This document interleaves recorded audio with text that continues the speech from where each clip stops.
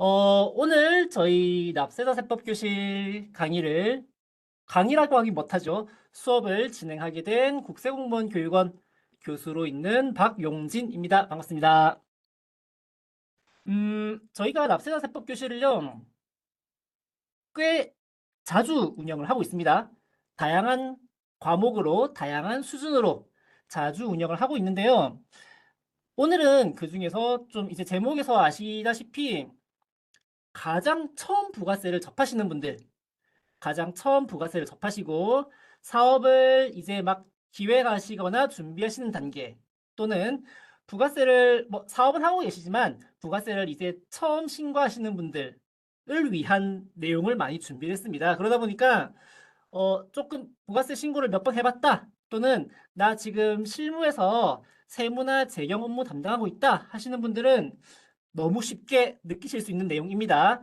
미리 이렇게 준비된 내용에 대해서 이렇게 말씀 한번 드리고 진행을 하시는 것이 듣는 분들도 아마 저희 전체적인 2시간 이렇게 잘 이해할 수 있지 않을까 생각이 되어서 미리 말씀을 드렸습니다.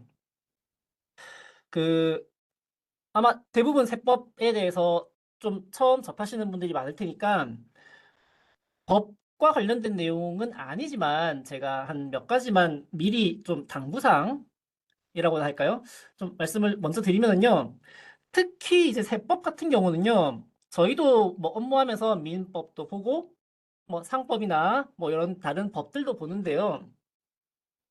세법은 정말 예외 조항이 너무 많아요. 너무 많고 지역적인 부분으로 들어가면은 큰 틀에서 알고 있던 내용이 반대로 이야기하는 경우도 많고 하다 보니까 일단 지금 제가 같이 하게 된 2시간은요. 부가세의 가장 기본적인 개념이 이렇구나라고 큰 틀에서 정리하는 측면에서만 이해를 해주시면 좋고요. 조금 더 실무적으로 실제 적용할 때는 관련된 세무 전문가 분들께 다시 한번 받아보시기를 권해드립니다. 그렇게 권해드리고요. 여담 삼아 말씀 하나 더 드리면요. 저희가 실무에서 이제 민원 전화를 받고 상담을 하고 이렇게 하는데 가장 조금 저희 입장에서 난처한 멘트가요. 예전에는 네이버에서 이렇게 대답하던데요. 아니면은 뭐 지식인이 이렇게 대답하던데요. 라고 말씀을 많이 하셨고요. 요새 같은 경우는 챗 GPT가 이렇게 대답하던데요. 라는 말씀을 종종 하시는 분들이 계신데요. 챗 GPT가 실제로 법과 관련된 부분은 팩트가 틀린 경우가 되게 많습니다. 그래가지고 절대 챗 GPT의 도움을 받지 마시라 라는 당부사항 좀 드리면서 시작을 해 보겠습니다. 잠시만요. 자, 준비됐습니다. 첫 번째 시간은 부가가치세법에 대한 기초 개념에 대한 설명을 간단하게 드릴 거고요. 그 다음에 두 번째는 과세 체계에 대한 말씀을 드릴 겁니다. 다만 이게 지금 기본적으로 50분, 10분, 50분 이렇게 수업을 준비를 하려고 했는데 첫 번째 기초 개념은 아마 50분을 조금 넘길 수도 있을 것 같다라는 말씀 미리 드리면서 진행을 할게요. 첫 번째 기초 개념은 일단 부가가치세에 대한 기본적인 이론 개념을 먼저 한번 간단하게 소개해 드린 다음에 부가가치세에서 가장 많이 나오는 단어 중에 하나인 재화 용역에 대한 말씀을 먼저 드릴 거예요. 그런 다음에 실제로 부가가치세를 누가 내냐? 납세 의무자가 누구냐? 그 다음에 만약에 내가 사업자다, 납세 의무자에 해당된다라고 하면은 사업자 등록은 어떻게 하는 거냐? 사업자 등록한 뒤에 부가가치세는 어떤 과세 기간 단위로 신고를 하는지, 그 다음에 무엇에 대해 신고하는지가 첫 번째 우리가 알아볼 내용입니다. 일단 먼저 이론적 개념입니다. 어, 세금 종류 정말 많죠, 그죠? 세금 종류가 정말 많아요. 세금 종류가 정말 많은데요. 가장 대표적인 내가 벌어들인 소득에 대해서 내는 세금이라고 하면은 개인은 소득세, 법인은 법인세가 있을 거고요. 그 외에 내가 보유하고 있는 재산에 대해서 부과하는 세금이 있습니다. 사실 이런 거는 지방세가 조금 많은데요. 자동차세, 보유세, 그 다음에 국세 같은 경우는 종합부동산세 이렇게 나눠 볼 수 있을 거고요. 지금 우리가 부가가치세법에 대해서 알아보고 있는 이 세목은 다시 이야기하면은 소비에 대해서 부과하는 세금입니다. 무슨 말이냐면요. 내가 물건을 팔아가지고요. 그러니까 도매나 유통업자라고 가정했을 때 내가 물건을 사와가지고 물건을 팔았어요. 근데 물건을 팔고 봤더니 내가 남는 게 없어요. 뭐 인건비 빠지고 뭐 대출이자 빠지고 뭐 빠지고 돈 많이 나갑니다.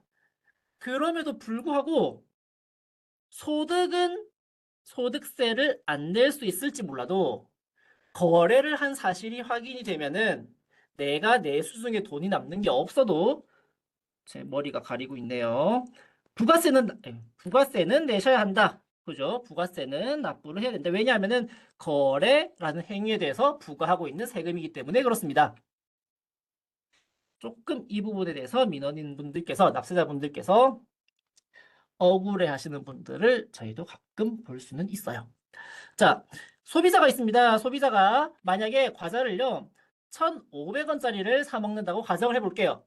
1,500원의 소비자는, 그러니까 1,500원의 과자를 사면은 소비자는 실제로 지출하는 돈은 부가세 150원 포함한 1,650원을 지출하게 됩니다. 그죠? 1,650원을 지출하게 되는데요. 이게 만약에 어떻게 구성이 되었냐?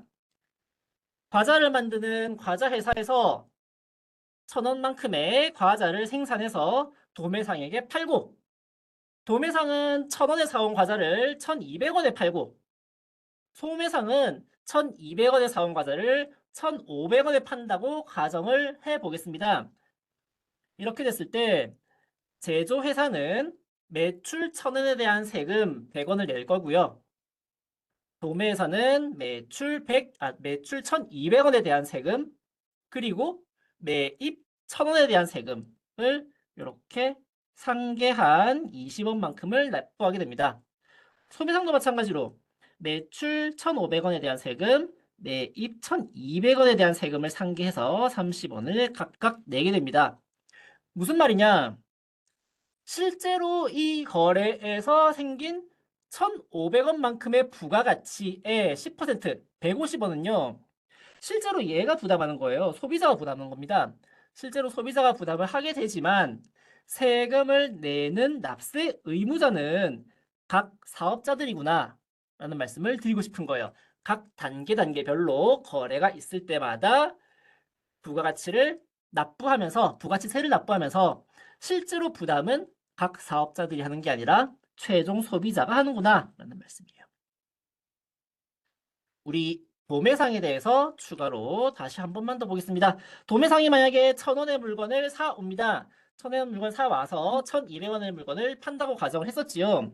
실제로 돈은 1,000원의 물건을 사오면서 1,100원을 제조회사에 줄 거고요.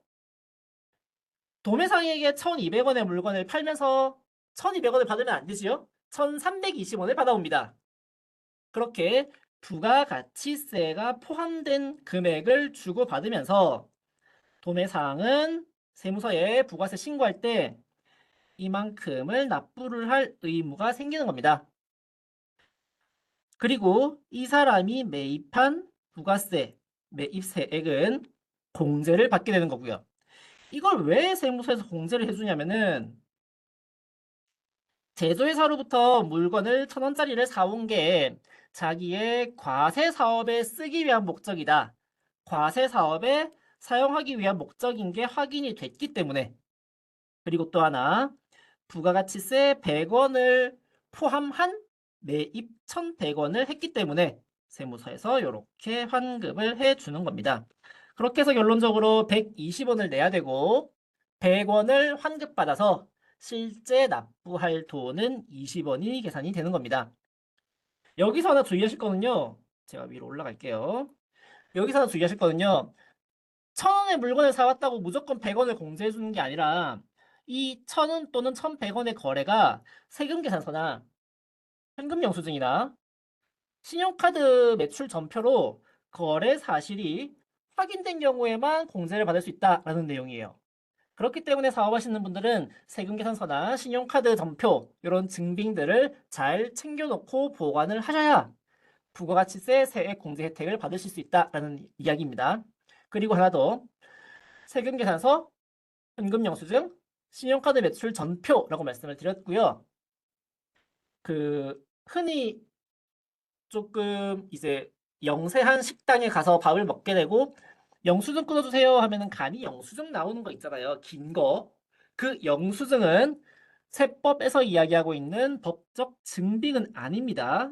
그래서 간이 영수증은 세액 공제를 받으실 수 없어요. 간이 영수증은 세금 혜택을 받으실 수 없다는 것까지 같이 보고 넘어가겠습니다. 지금까지 그래서 부가가치세가 뭐냐? 왜 내가 세금을 내고 왜 세무서에서는 환급을 해주냐? 거래에 대한 세금을 내는 거고요. 거래를 하기 위해서 사업과 관련된 거래를 하기 위해서 관련된 매입을 한 게 있으면 그거는 거래가 확인되는 거에 한해 가지고 세액 공제를 해주더라 라는 내용 같이 말씀을 드렸고요. 지금부터 볼 내용은 재화와 용역에 대한 개념입니다. 사실 이거는 좀 일상생활에서 많이 쓰이는 단어는 아닌 것 같아요. 재화, 용역이라는 것은. 그런데 부가가치세를 조금 접해 보시면은 재화냐, 용역이냐에 대한 구분이 크게 다가올 때가 있습니다. 그 구분은 아마 다음 시간에 나올 텐데요. 일단 지금은 재화가 뭐냐, 용역이 뭐냐에 대해서만 살펴보고 넘어갈게요. 일단 재화. 재화라 함은 재산 가치가 있는 모든 물건, 그리고 재산 가치가 있는 모든 권리를 뜻합니다. 물건이라 함은 우리가 그냥 쉽게 생각할 수 있는 눈에 보이는 그 물건, 유체물, 그리고 전기, 가스, 열까지 포함된 것을 물건이라고 하고요. 그 외에도 눈에 보이진 않지만 재산 가치가 있는 광업권, 특허권, 저작권 이런 권리까지를 포함하고 있습니다. 다시 이야기하면 사업자가 이런 것들을 공급하면 부가가치세를 납부를 할 수도 있겠구나 라고 연결이 되는 거지요. 예를 들어 보겠습니다. 아래쪽에 나와 있는 공기를 보시면은요. 재화의 특성을 알 수가 있는데요. 재화가 되기 위해서는 이용성과 환가성이 있어야 된다고 해요. 볼게요. 공기는 이용성이 있냐? 라고 물어봤을 때는 당연히 공기는 이용성이 있지요. 공기가 없으면 사람은 못 살아가니까요. 공기는 이용성은 분명히 있습니다. 근데 공기가 환가성이 있냐라고 했을 때는 공기를 내가 가지고 있는 공기를 어떻게 돈으로 바꾸냐? 그죠? 환가성이 있다고 하긴 좀 힘들어요. 그래가지고 공기를 주고받는 것, 이 주위 사람들에게 공기를 교환하는 거는 재화로 보기는 좀 힘든데요. 만약에 이 공기를요, 압축해서 캔에 담아요. 캔에 담아가지고 이 공기를 밀봉을 합니다. 공기를 밀봉을 해서 제가 이 압축 공기 캔을 가지고 서울에 갑니다. 지금 저희 국세공무원 교육원은 제주도에 있거든요. 제가 이거 가지고 와서 제주도에서 채취한 신선한 공기예요 라고 하고 물건을 팔 수가 있을 거예요. 그렇게 되면은 이용성은 원래 있었고 거기에다가 제가 환가성을 같이 부여를 했기 때문에 주고받을 수 있는 돈으로 교환할 수 있는 가치가 생겼기 때문에 압축 공기캐는 재화로 볼 수 있게 된다라는 내용이 하단에 나와 있는 그림입니다. 조금 이론적인 내용이다 보니까 좀 직접적으로 와닿지 않으실 수 있을 것 같긴 해요. 하지만 이런 게 있구나라는 것만 알고 넘어가셔도 충분할 것 같아요. 재화에 대한 말씀을 드렸고요. 지금은 용역입니다. 용역. 용역은 한마디로 이야기하면요. 서비스예요. 서비스. 서비스. 재화 외의 재산 가치가 있는 모든 역무. 역무라고 하는 것은 사람이 행하는 행동인 것 같아요. 역무 그리고 그 밖의 모든 행위를 용역이라고 정의하고 있습니다. 모든 역무라 함은 이게 지금 뭐 부가가치세법 시행령에 이렇게 열거를 하고 있긴 한데요. 그냥 느낌으로 봤을 때 사람이 행하는 뭔가의 서비스업이구나 라는 느낌을 받으시면 될 것 같고요. 참고로 얘만 한번 보고 넘어갈게요. 내가 음식 재료를 사와가지고 음식을 만들어서 조리를 해서 음식 유체물인 것 같잖아요. 이 음식을 손님에게 접대하는 것, 제공하는 것은 예외적으로 용역으로 본다. 그렇구나. 네, 그렇구나 하고 넘어가시면 됩니다. 음식업이 용역업에 해당하는구나. 그리고 부동산 임대 각종 서비스 다른 것들은 아마 다 들으시면은 서비스업이구나 라는 느낌이 아마 오실 것 같아요. 그 밖의 행위도 같이 한번 보겠습니다.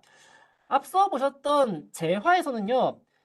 광업권, 특허권, 저작권을 제공하는 것. 지금 보시는 것은 광업권, 특허권, 저작권과 같은 이런 권리들을 사용하게 하는 것. 이렇게 구분해서 이야기하고 있습니다. 자, 내가 다른 사람에게요. 사업상 관련된 특허권을 팔면 얘는 재화의 공급이 되는 거고요. 다른 사람에게 사업과 관련된 특허권을 빌려주는 것은 용역의 공급이 되는구나. 조금 이론적으로는 어려운 내용일 수 있지만 나온 김에 같이 말씀을 드렸습니다. 밑에 부분은 넘어갔습니다.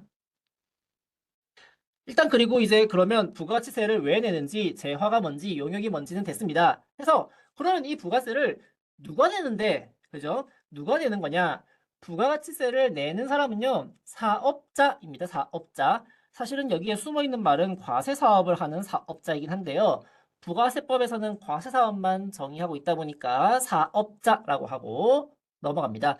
그 외에 재화를 수입하는 자. 얘는 지금 제가 말씀드릴 내용에서는 다루진 않을 범위이긴 한데요.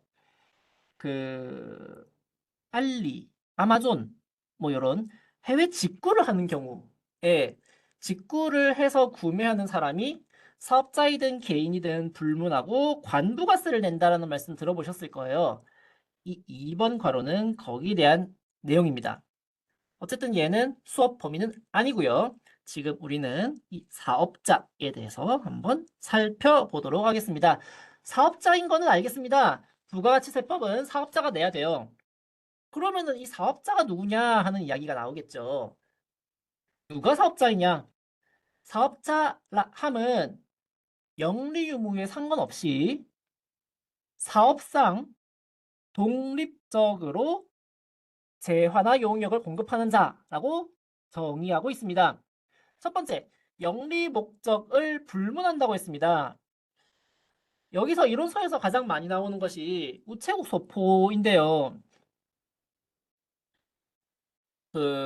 이제 민간 택배사들이 있잖아요. 뭐 CJ 대한통운도 있고 롯데로지스틱스도 있고 뭐 로젠택배도 있고 한진통운도 있고 이런 택배사들이 제공하는 택배 용역은 부가가치세를 부담한 거래입니다. 우체국 우정사업본부가 제공하는 소포 용역은 성질은 똑같은데 우체국에 대해서만 부가세를 납부를 안 하게 되면은 이 민간회사와 국가 간의 공정한 경쟁이 되지 않는다라고 보는 거이기도 하고요. 그 다음에 또 하나, 사실 부가세는 이 우정사업본부가 내는 게 아니라 우정사업본부의 최종 소비자가 부담하는 거기 때문에 우정사업본부는 부가가치세를 받아와서 납부하는 거에 불과하다라고 보는 견해도 있습니다. 어찌됐든 그렇기 때문에 지금 이 거래에서 국가기관도 부가가치세의 납세 의무자가 될 수 있을 거고요. 조금 더 실무적인 이야기를 한다면 뭐 아파트 입주대표회의, 그 다음에 종중, 그 다음에 그 외의 비영리법인도 부가가치세 납세 의무자가 될 수 있겠다라는 내용입니다. 첫 번째 영리 목적을 따지지 않는다라는 내용이었고요. 두 번째, 사업성이 있냐라는 건데요. 사실 이거는 법적인 정의가 없어요. 사업성이 얼마만큼 있어야 사업성이 있냐에 대한 정의가 없습니다. 무슨 이야기냐? 아마 언론에서 뭐 중고장터나 당근마켓이나 이런 데서 물건을 파시는 분들에 대해서 국세청이 뭘 과세를 했다 이런 이야기 아마 들어보셨을 거예요. 그 당근마켓에 일주일에 몇 번을 올리면 사업자입니까? 사실 그렇게 대답을 할 수가 없는 사항이거든요. 뭐냐면 사업성이 있냐 없냐 그냥 어쩌다가 한번 취미 삼아 올리는 거냐 아니면 계속적 반복적인 의사로 물건을 지속해서 올리는 거냐에 대해서 저희가 판단을 하고 있습니다. 계속적 반복적인 의사로 계속 사업을 할 목적으로 거래를 하고 있냐? 의사를 본다. 의사가 중요하다라는 게 더 말씀드리고 싶은 내용이에요. 독립적으로라는 것은 누군가에게 종속되지 않아야 된다. 누군가에게 고용되거나 또는 나의 사무실이 사실은 다른 어떤 법인의 사무실이 일부분이다. 이런 게 아니라 내가 내 사업을 내가 독립적으로 운영을 한다라는 뜻이고요. 그렇게 재화나 용역을 지속적으로 공급을 해야 하는구나. 이게 과세 대상 재화나 용역을 지속적으로 공급을 하는구나. 만약에 이게 지금 나중에 나오는데요. 면세 대상인 재화나 용역을 공급하는 경우에는 부가가치세법상 사업자는 아닙니다. 부가가치세법상 사업자라 함은 부가가치세 과세 대상 재화나 용역을 공급하는 자에 한해서 과세 대상 사업자라고 규정을 하고 있습니다. 아니 그러면 과세가 뭐고 면세가 뭐냐? 좀 이따 말씀을 드릴게요. 곧 나옵니다, 얘는. 참고로 조금 이제 내용을 들어보신 분들께 말씀을 드리면은요. 면세 사업자인 경우에는 부가가치세를 납부하지 않는다라는 것까지는 알고 계시는 분들이 계실 거예요. 면세 사업자를 하더라도 세금을 아예 안 내는 건 아니고요. 소득세는 납세 의무가 있다는 것 참고로 같이 한번 정리를 해 보겠습니다. 자, 그러면 이제 사업자예요. 지금 이제 저는 사업자가 됐습니다. 사업자인 건 알겠어요. 사업자는 뭘 해야 되냐? 사업자의 의무. 사업자 등록을 해야 되겠죠, 일단. 사업자 등록은 사업을 내가 시작한 날, 사업 개시일로부터 20일 안에 신청을 해야 합니다. 사실은 소비자 상대하시는 분들이라면은 그 전에 미리 많이 하시죠? 왜냐면은 사업자 등록증이 나와야 은행 거래도 하고, 그죠? 포스 단말기도 설치하고 이런 것들 다 하니까. 사업자 등록은 아마 미리미리 잘 하실 것이라고 생각이 됩니다. 사업자 등록을 해야 되고요. 그 다음에 세금 계산서도 거래할 때마다 주고받아야 된다. 다만 예외는 있습니다. 세금 계산서 발급 의무가 없으신 분들도 있긴 해요. 원칙적으로는 세금 계산서를 주고받아야 한다. 그리고 사업자이신 분들은 실적이 없다고 하더라도 부가가치세 신고 의무도 있습니다. 과세 기간이라고 하는 단위도 나중에 말씀을 드리겠지만 과세 기간이 끝날 때마다 나의 실적을 부가치세를 신고를 해야 될 의무도 있고요. 신고를 하면서 뭐 이런 지금 보시는 되게 서류가 많이 있는데요. 이런 첨부 서류도 같이 제출을 하셔야 하겠습니다. 사업자의 의무 중에서요. 가장 이제 조금 비중 있게 보셔야 할 부분이 아마 지금 당장은 사업자 등록 의무이실 분들이 많을 것 같아요. 제 강의 주제도 이 부분에 포커스를 두고 있고요. 사업자 등록과 관련된 말씀을 드리기 전에 일단 세금 계산서 생긴 것 아마 좀 못 보신 분들도 계실 것 같으니까 한번 잠깐 보여드리고 넘어가려고 합니다. 왼쪽에 있는 게 세금 계산서이고요. 세금 계산서이고요. 오른쪽에 있는 것은 그냥 계산서입니다. 그냥 계산서예요. 얘는 과세 거래 때 쓰는 거고요. 계산서는 면세 거래 때 쓰는 겁니다. 과세, 면세 계속 나오네요. 그죠? 일단 다음 슬라이드에 나오니까 조금만 기다려 주시고요. 얘는 그래서 뭐가 다르냐? 세금 계산서는 공급 가액과 세액이 구분되어 있고요. 계산서는 공급 가액만 작성하도록 하고 있습니다. 지금 부가세법에서 보실 것은 이 계산서는 아니고요. 세금 계산서를 잘 주고받으셔야 한다라는 말씀 드리고요. 다만 세금 계산서를 주고받지 않아도 되시는 분들이 여기 밑에 있는 예시로 나와 있어요. 간이과세자이면서 신규를 기업하신 분들 또는 간이과세자이면서 직전 연도의 공급대가 매출이라고 이해하셔도 크게 다르진 않습니다. 직전 연도의 공급대가가 4,800이 안 되시는 소규모 사업자분들은 세금 계산서를 못 끊습니다. 못 끊게 되어 있고요. 그 외에도 소매업, 음식점업, 숙박업 이런 고객들을 상대로 최종 소비자들을 상대로 하는 업종들 그 다음에 신용카드 매출 전표를 이미 발급해 준 경우, 이런 경우에는 세금 계산서를 발급을 못하도록 하고 있습니다. 조금 더 정확하게 말씀을 드리면요. 소매업과 음식점은 예외가 또 있어요. 소매업과 음식점은 원칙적으로는 세금 계산서 발급 의무가 없는데요. 소비자가 와서 끊어주세요 라고 하면은 끊어줘야 됩니다. 누구? 간이과세자나 4,800이 넘으시는 분들 중에 간이과세자가 일단 간이과세자면 무조건 발급을 못하세요. 죄송합니다. 간이과세자 중에 신규면 무조건 발급을 못하세요. 4,800이 안 되어도 무조건 발급을 못하세요.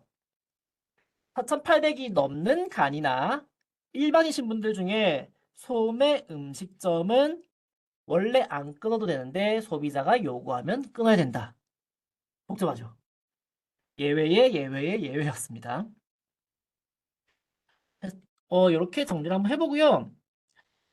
일단 그래서 내가 사업자이구나. 사업자 주요 의무 중에 하나인 사업자 등록을 내가 해야 되겠다. 그럼 사업자 등록은 어떻게 하냐?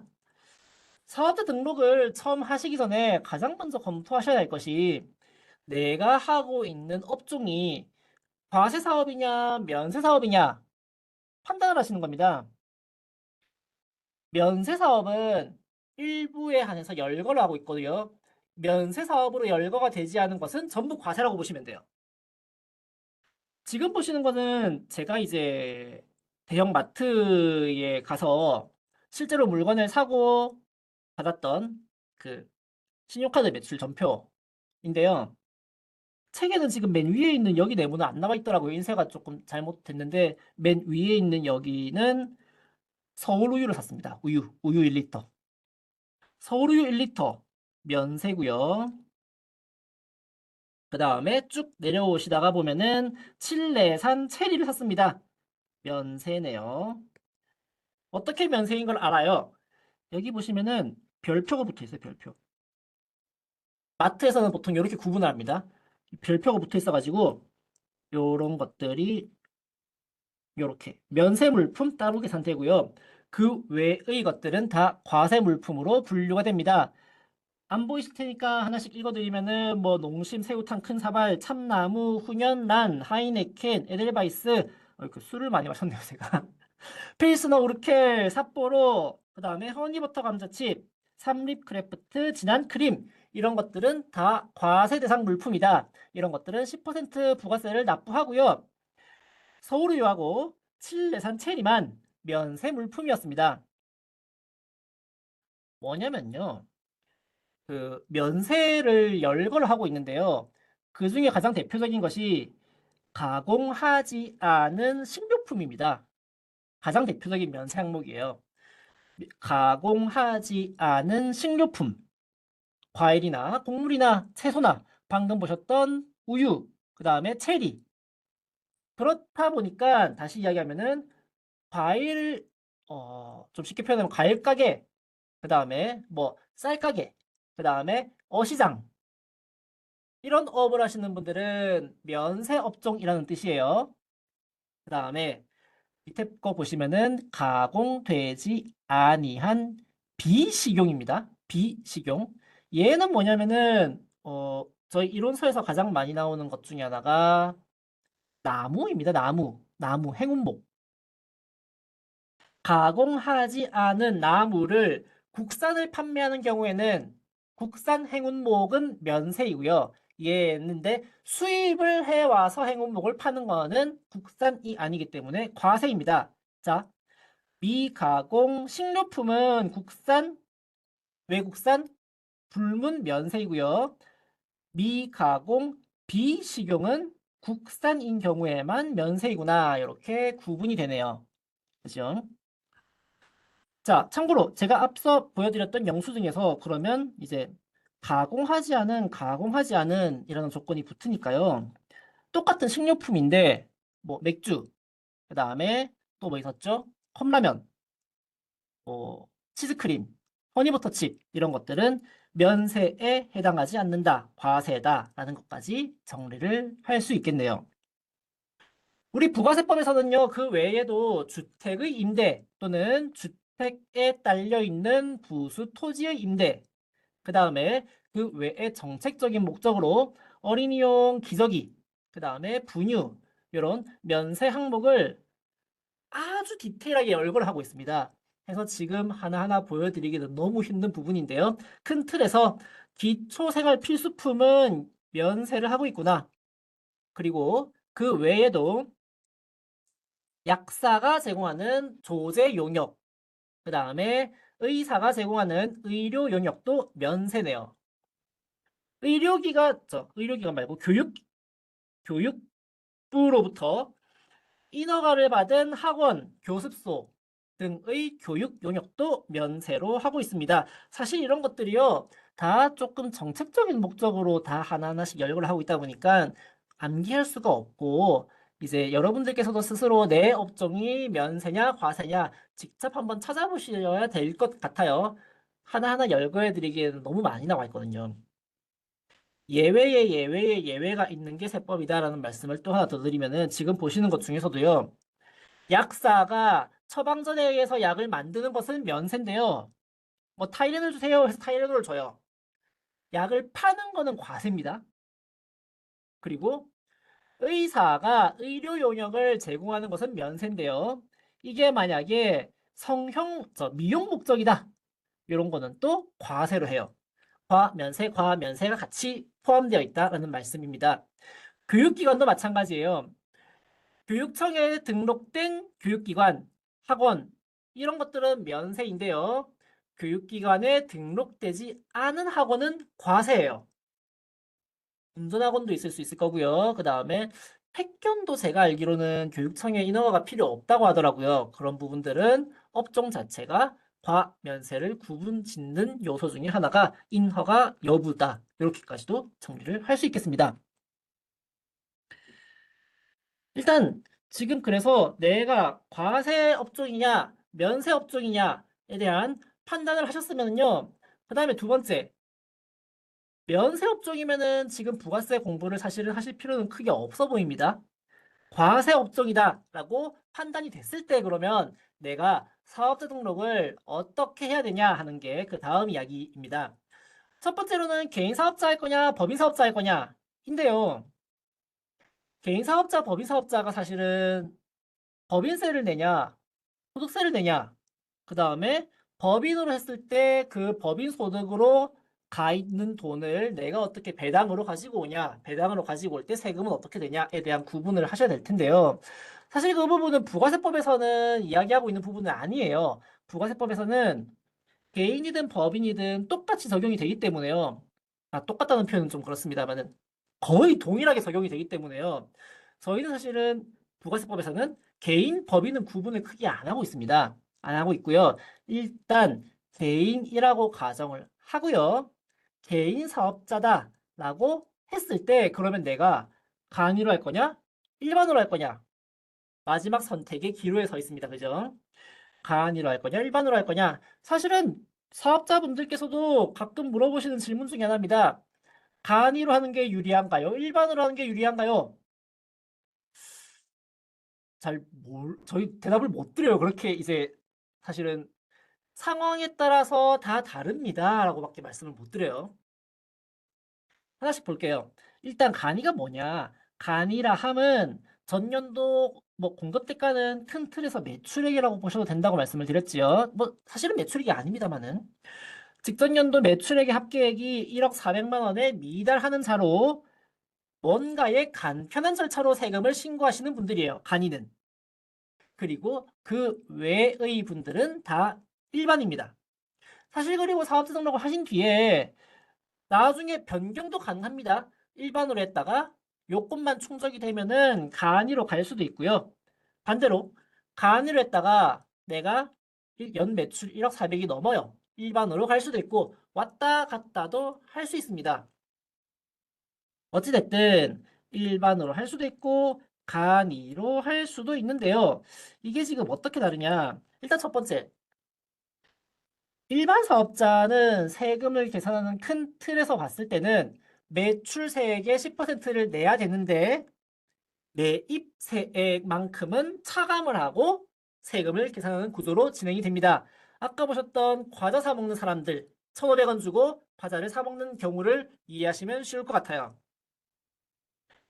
대신에 간이는요, 제가 계속 이 위치가 머리를 가리는 위치네요. 자, 올라갔습니다. 간이 사업자는 어떻게 되냐면요. 간이 사업자는 매입세액을 공제받고 이런 개념이 없어요. 그냥 매출액에 얼마만큼의 부가율을 그냥 곱해서 거기에 10%를 곱한 만큼을 세액으로 납부하게 됩니다. 일반 사업자가 예를 들어서 그러니까 매출을 1억을 했고요. 매입을 9천만 원 했어요. 그러면은 1억에 대한 매출세액 1천만 원을 내야 될 텐데 매입세액 900만큼 해서 납부세액이 이렇게 계산이 될 텐데요. 간이 사업자는 이거와 상관없이 그냥 1억에 부가율 이만큼을 곱해서 15%라고 해볼까요? 10%를 한 150 이렇게 계산이 된다는 거예요. 내 거래 형태에 따라서 일반이 유리할 수도 있습니다. 유리할 수도 있고 불리할 수도 있고 간이가 유리할 수도 있고 불리할 수도 있고 다만 한 가지 확실한 거는요. 간이 과세자는 장부 작성하거나 세금을 매입한 자료를 보관을 안 해도 혜택을 받을 수 있으니까 그건 조금 편하긴 해요. 조금 편하다. 그 다음에 또 하나 반대 측면 일반 과세자는 만약에 내가 매입이 더 크면 초기 시설 투자가 많거나 뭐 원재료를 많이 확보했거나 기기장치를 구입했거나 해가지고 매입이 더 크면 일반 사업자는 환급이 나올 수도 있습니다. 환급도 가능하다. 근데 간이과세자는 환급이 안 돼요. 그런 차이가 있다는 것 염두에 두시면 좋겠습니다. 간이랑 일반의 가장 큰 차이점은 이렇게 세금 계산 방법이 다르다라는 거고요. 원래는 일반 사업자만 세금계산서를 발급할 의무가 있었는데요. 법이 한 몇 년 전에 바뀌어가지고 일반 사업자이거나 간이과세자이면서 4,800이 넘으시는 분들은 세금계산서를 발급할 수 있도록 이렇게 법이 바뀌었습니다. 여전히 4,800에 미달하시는 간이 사업자는 세금 계산서는 발급할 수 없다는 것 같이 정리를 할 수 있겠고요. 그러다 보니까 실무적으로 어떤 분들은 거래 목적상, 사업 목적상 거래처에서 세금 계산서를 끊어달라고 요구를 하시는 경우가 있나 봐요. 그래서 연 4,800이 안 되시더라도 간이를 포기하고 나 일반으로 등록할래요 하시는 분들도 꽤 있습니다. 환급받기 위한 목적으로 일반 하시는 분들도 있고요. 말씀드리고 싶은 요지는 간이가 무조건 세금이 적다는 건 아니다라는 거예요. 그래서 지금까지 말씀드렸던 거는 내가 과세 사업이냐 면세 사업이냐 그리고 과세 사업이면은 개인으로 할 거냐 법인으로 할 거냐 법인 개인으로 한다면 개인 중에서는 일반으로 할 거냐 간이로 할 거냐 먼저 구분을 하셔야 됩니다. 그 다음에 내가 지금 하고자 하는 업종이 만약에 인허가가 필요한 업종이다 그러면은 구청이나 관계 기관의 인허가까지 하셔야 되겠죠. 아, 이것 말씀 빠뜨렸네요. 참고로 내가 간이를 하고 싶다고 해서 다 간이가 되는 게 아니고요. 저희가 국세청장이 정하는 표가 있는데요. 거기에 따라서 일부 업종 또는 일부 지역에는 간이가 안 되는 지역 또는 업종도 있다는 것까지 참고로 알아두시면 좋겠습니다. 이런 것들은 관할 세무서에다가 물어보시면 안내를 받으실 수 있을 거예요.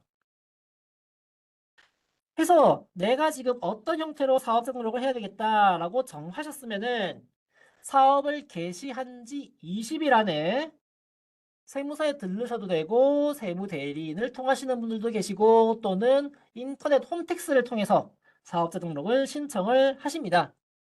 사업자 등록을 신청을 하고요. 만약에 사업자 등록을 신청하지 않으시고 사업을 하시는 분들이 있다 그러면은 세무서에서 직권으로 등록을 하기도 합니다. 직권을 등록을 하기도 하고요. 반대로 신청하셨는데 세무서에서 봤을 때 이분은 사업하실 분이 아닌 것 같은데 라고 하는 경우에는 사업자 등록을 거부하는 경우도 있다. 거부하는 경우도 있다라는 것까지 같이 알아봤습니다. 사업자 등록을 해야 되는데 안 했습니다. 사실은 사업자 등록을 하셔야 통장도 나오고 포스기도 나오고 아마 없으면 불편하실 텐데요. 그럼에도 불구하고 안 하셨다. 가장 큰 제재는요. 내가 사업과 관련해 가지고 물건을 사 온 거에 대해서 부가세 세액 공제나 환급을 받아야 되는데 그 환급을 못 받게 됩니다. 그게 가장 큰 불이익이에요. 다만 지금 보시는 표 나중에 시간 되시면 한번 천천히 보셔도 되는데 일정 기간까지는 만약에 요때 사업자 등록을 했어도 일정 기간까지는 세액 공제 허용을 해 주는구나. 그죠? 요런 것 기간 따지지 마시고 사업 개시하시면 바로바로 등록하시라라고 사실은 저는 말씀을 드리고 싶어요. 최대한 빨리 등록을 해 놓으시는 게 어떤가 싶습니다.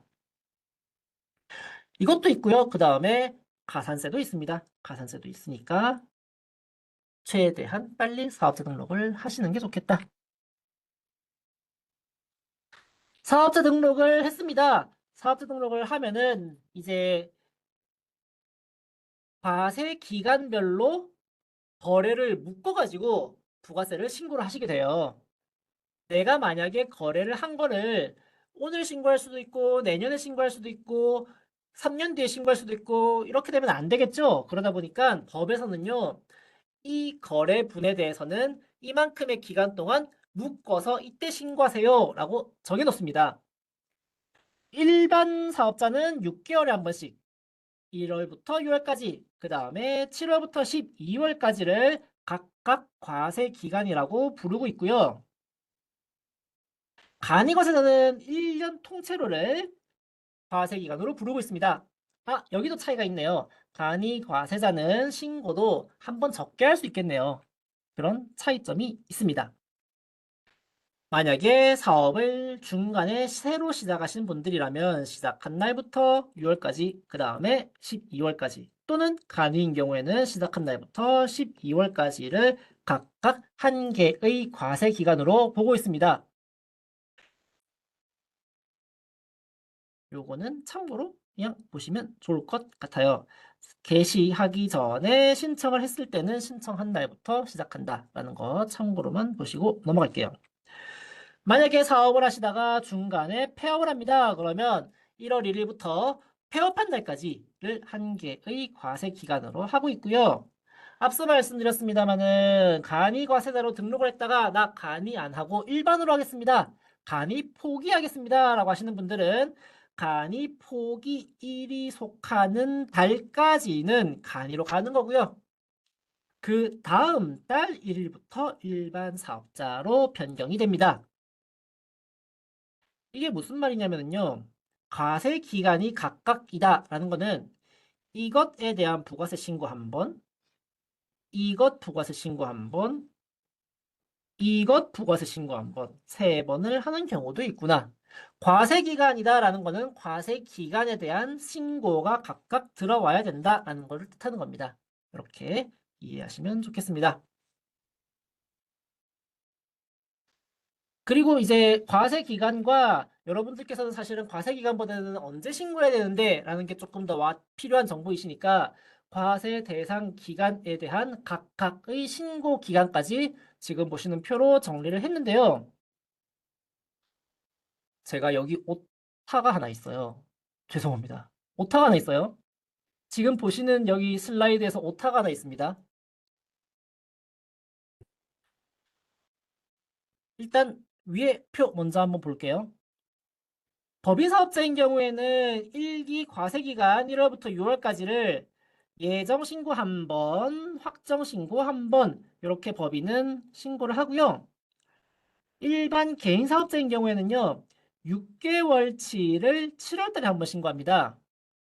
다만 4월달에 예정고지가 중간에 한 번 나가요. 이기도 마찬가지예요.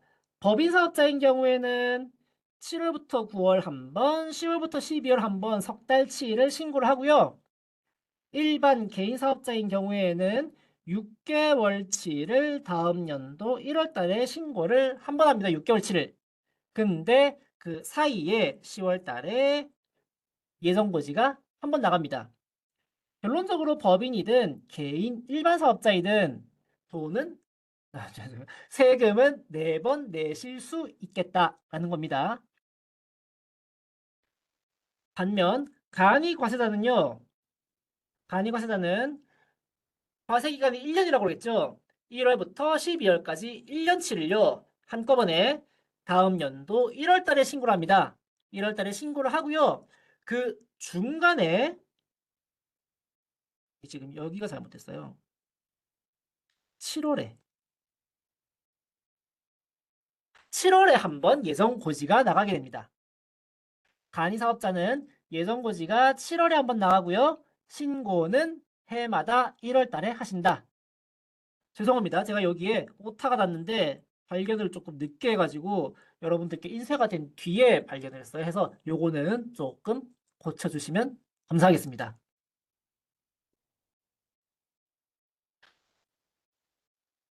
여태까지 봤던 거는 과세 대상 기간이었고요. 과세 기간이었고요. 그러면은 뭐에 대해서 내가 부가세를 내야 되냐? 재화의 공급.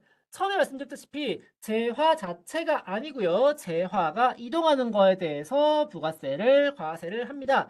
소득도 아니고요. 재화가 소비되는 것에 대한 과세예요.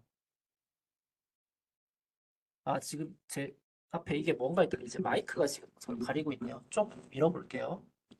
네, 됐습니다. 마이크였어요. 재화가 이동하는 것에 대해서 부가세를 과세 대상으로 하고 있습니다. 소득이 아니라 거래라는 말씀을 드렸어요. 그죠? 거래, 공급에 대한 세금입니다. 납세 의무자가 매출을 하면서 돈을 받았어요. 그러면은 당연히 내가 물건을 팔았으니까 그 가격, 그 돈에 대해서 과세 대상으로 하고 있고요. 만약에 내가 물건을 팔았는데 돈 말고 다른 걸 받았습니다. 교환 거래예요. 교환 거래. 교환 거래도 부가세법에서는 과세 대상으로 하고 있습니다. 내가 공급한 물건의 시가만큼을 과세 대상으로 하고 있어요. 특이한 거죠. 교환 거래도 과세 대상이구나. 하나 더. 내가 물건을 다른 사람에게 공짜로 줬습니다. 여기서의 전제는 사업과 관련 없는 물건을 개인적으로 준 게 아니고요. 내가 사업상 목적으로 가지고 있는 물건을 사올 때 세액공제를 받아가면서 사왔던 건데 다른 사람에게 공짜로 준 거예요. 이런 경우에도 부가세법에서는 과세 대상으로 하고 있습니다. 용역의 공급도 비슷합니다. 용역을 공급하고 돈을 받으면 이것은 과세 대상이겠네요. 얼마만큼? 돈을 받은 그 금액만큼. 용역을 이번에는 공급했는데 공짜로 용역을 공급했습니다. 용역의 공급은 과세 대상으로 하고 있지 않아요. 얘가 재화 용역을 구분하는 가장 큰 이유입니다. 방금 보셨던 재화의 무상공급은 과세 대상인데요. 용역의 무상공급은 과세 대상이 아니에요. 이게 가장 큰 차이점입니다. 예를 들어서 미용업을 하시는 분께서 아는 사람에게 공짜로 커트를 해줍니다. 과세 대상이 아니란 소리예요. 그 다음에 용역은 무상공급은 과세 대상이 아니라고 했는데 거기에 대한 예외. 특수관계자한테 부동산을 공짜로 임대해 주는 것. 얘는 특이하게 과세 대상이다. 이렇게 사실은 정리를 할 수 있는데 조금 깊은 내용인 것 같아요. 그래서 뭐에 대해서 과세하냐? 재화의 공급, 용역의 공급에 대한 말씀을 드렸습니다. 그리고 지금 슬라이드가 몇 개 남았죠. 사실 이것 말씀드리는데 2개 남았네요. 2개 남았는데 한 5분 정도 걸리거든요. 해서 지금 이제 사실 여러분들 중에서는 수업이나 이런 온라인 회의를 오랜만에 하시는 분들도 많으실 테니까 아마 들으시는 분도 힘드실 것 같아요. 해서 내용이 중간에 끊기지만 여기서 한 10분 정도 쉬었다가요. 3시 정각에 다시 여기서부터 시작하는 것으로 하겠습니다. 잠깐 쉬었다가요. 3시에 뵙겠습니다.